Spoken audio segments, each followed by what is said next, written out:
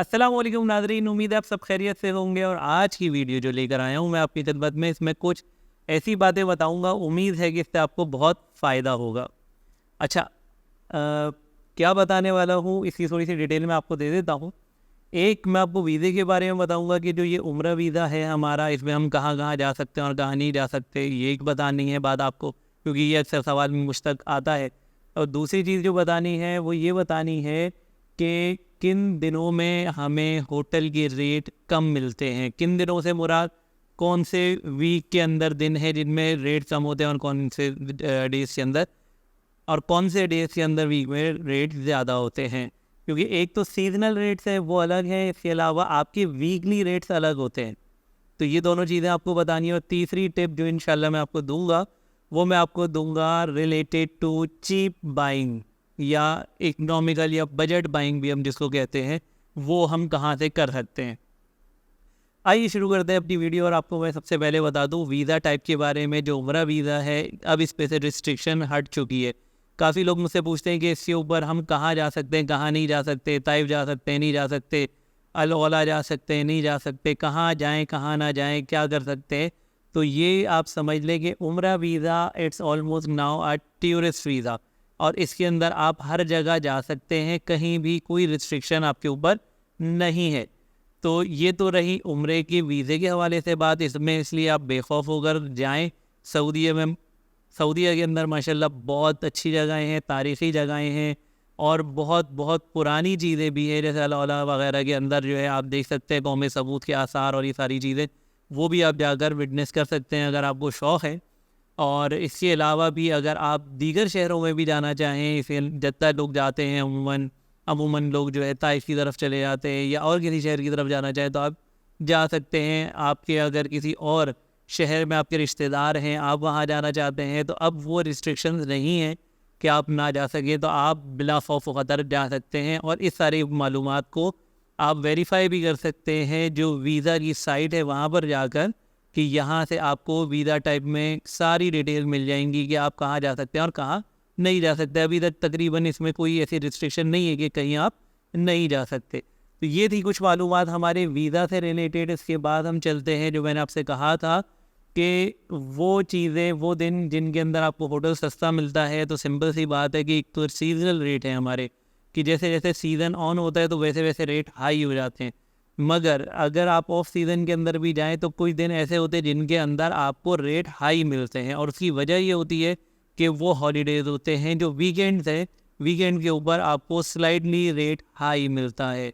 तो आप जब भी प्लान करें तो आप वीक डेज का प्लान करें, वीकेंड्स का ना करें। क्योंकि वीकेंड पे जो होटल आपको लेट सपोज 200 रियाल का मिलना था तो वो 220 रियाल का मिलेगा, 230 रियाल का मिलेगा एज़ पर कंडीशन। तो ये 10-20 रियाल का फ़र्क आ जाता है कि जो अगर आप ज़्यादा दिन ठहरने वाले हैं तो ये आपको एक अच्छा मार्जिन जो है वो दे देता है। अगर 20 रियाल भी एक्स्ट्रा आप पे कर रहे हैं पर डे, तो वो आपको तकरीबन पर डे पड़ेगा 220 रियाल के हिसाब से 10 दिन के 200 रियाल एक्स्ट्रा। तो ये पाकिस्तानी इंडियंस के लिए तो एक अच्छी रकम है जो बच जाएगी अगर आप इस तरह से अपने पैसे बचाते हैं। क्योंकि अगर आप वीक डेज के अंदर जाते हैं, लाइक मंडे, ट्यूसडे, वेडनेसडे, अगर आप इन डेज में जाते हैं तो आपको 10-20 रियाल, 30 रियाल, 40 रियाल होटल कम मिलता है। तो ये आपको एक फ़ायदेमंद टिप है जिसमें आपको फ़ायदा होगा। इसी तरह से जब आप मक्का के लिए प्लान कर रहे हैं तो भी आप ये करें फ़्लाइट्स के अंदर। और अगर आप जो है मक्के से मदीने जा रहे हैं या मदीने से मक्के आ रहे हैं तो आप कोशिश करें वीक डेज के अंदर आएँ, तो आपको ओवरऑल 500-600 रियाल की बचत हो सकती है। मिनिमम भी 400 रियाल तो आपके बचेंगे ही बचेंगे, 600 रियाल भी बच सकते हैं एज़ पर कंडीशन। तो ये एक आपकी ह्यूज सेविंग 20 डेज़ के अंदर हो सकती है। तो ये एक टिप आपके लिए थी, उम्मीद है इसका आपको बहुत ज़्यादा फ़ायदा होगा। और आप मुझे दुआ में भी याद रखिएगा, क्योंकि मैं आपको इसी तरह की टिप्स इसलिए देता रहता हूँ कि ज़ाहिर है once in a lifetime भी बहुत सारे लोगों का जो है ये सफ़र होता है। और जिस तरह से इन्फ्लेशन है, जिस तरह से इस वक्त पाकिस्तान की ख़ुसूसन कंडीशन है, यहाँ पर हमारे आए दिन जो है वो डॉलर के रेट बढ़ रहे हैं, रियाल के रेट बढ़ रहे हैं। तो जिस तरह से कॉस्ट सेविंग हो सकती है वो हम आपको तरीके बता देते हैं, ताकि आपकी कॉस्ट सेविंग हो सके और आप वहाँ पर ज़्यादा से ज़्यादा दिन इंजॉय कर सकें। आपका जो सफ़र है इबादत में गुजरे, ना कि बचत के बारे में सोचते हुए गुजरे। तो जब ये टिप्स आपको पहले से पता होंगी तो आपकी जब सेविंग हो रही होगी तो आपको फ़ायदा होगा। तो वो जो एक ज़हनी बोझ होता है वो आपके ऊपर से हट जाएगा। आए तीसरी चीज़ की तरफ चलते हैं, और वो ये है कि बाइंग कहाँ से करें। अब ज़ाहिर है, कहते हैं हमारे यहाँ एक मुहावरा मशहूर है कि दीन से दुनिया भारी है। तो जब हम जाते हैं, ज़ाहिर है अक्सर लोग फर्स्ट टाइम गए हुए होते हैं या जा रहे होते हैं, आ रहे होते हैं, तो एक हमारे ऊपर ही होता है कि यार कुछ ना कुछ घर वालों के लिए लेके जाना है, रिश्तेदारों के लिए लेके जाना है। तो जब हम हरम के करीब की मार्केट देखते हैं तो वो काफ़ी एक्सपेंसिव है। मैं आपको एक छोटी सी टिप देता हूँ जिसके अंदर मैं आपको बताता हूँ कि हमारी कॉस्ट सेविंग किस तरह और कैसे हो रही होती है हरम के करीब से या किसी और मार्केट से। हरम के करीब रेट ज़्यादा हैं। अगर कोई परफ्यूम आप बाई करते हैं 100 रियाल का किसी बजट मार्केट से, तो वही परफ्यूम आपको मिलेगा हरम के करीब 250 रियाल के करीब, 200 रियाल का, यानी डबल से ज़्यादा भी की कॉस्ट होती है, कभी डबल भी होती है। तो आपकी इतनी बचत हो रही होती है करीब के बजाय किसी बजट मार्केट पे जाने से। अभी बजट मार्केट्स का आए और ये कहाँ से हम बाइंग करें, तो देखें जब आप मदीने जाएं, मैं मदीने से अमूमन लोगों को इसलिए कहता हूँ कि वो इजी होता है उनको उन मार्केट्स तक पहुँचना। मदीने में अगर आप मस्जिद गवामा वाली साइड से जाएं और कुबा वॉकवे पर आएँ तो यहाँ पर आपको काफ़ी जो है बड़ी मार्केट मिलेगी मस्जिद कुबा तक। और ये दो रोड्स हैं जो पैरेलल चल रहे हैं। यहाँ पर आपको काफ़ी चीज़ें मिल जाएंगी, सोने की भी मिल जाएंगी, या पूरी सोने की मार्केट है।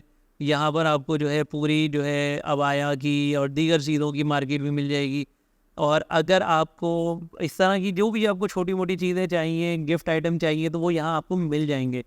और एक आपने सुना होगा 2 रियाल, 5 रियाल, 10 रियाल वाली शॉप्स, अगर वो आपको चाहिए तो यहीं से आप लेफ़्ट साइड पे चले जाएंगे मस्जिद बिलाल की तरफ, वहाँ अब इसकी मार्केट मौजूद है, वहाँ इस तरह की शॉप्स भी आपको मिल जाएंगी। तो ये सारा एरिया जो आपको यहाँ आपको दिखने में आएगा, ये सारा बजट फ्रेंडली है। तो ये जगह पे आप बाइंग करेंगे तो आपको सस्ती मिलेंगी चीज़ें बनिस्बत इसके कि आप हरम के करीब वाली दुकानों से चीज़ें लें, क्योंकि वहाँ के रेंट ज़्यादा हैं, चीज़ें ज़्यादा हैं, उनकी कॉस्ट ज़्यादा है, तो डेफिनेटली उनकी प्राइसेस हाई हैं।